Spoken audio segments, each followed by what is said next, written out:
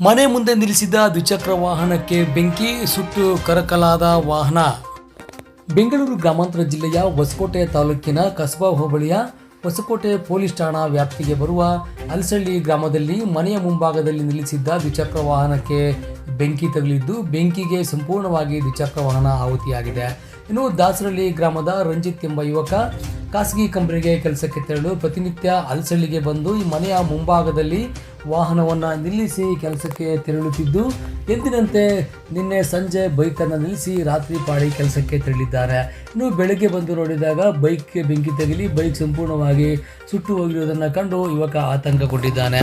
ಇನ್ನು ದುಷ್ಕರ್ಮಿಗಳು ಬೆಂಕಿ ಹಚ್ಚಿ ಪರಾರಿಯಾಗಿದ್ದಾರೋ ಅಥವಾ ಶಾರ್ಟ್ ಸರ್ಕ್ಯೂಟ್ನಿಂದ ಬೆಂಕಿಗೆ ಆಹುತಿಯಾಗಿದೆಯೋ ಎಂಬುದನ್ನು ಪೊಲೀಸರು ತನಿಖೆಯಿಂದಷ್ಟೇ ಪತ್ತೆ ಹಚ್ಚಬೇಕಿದೆ.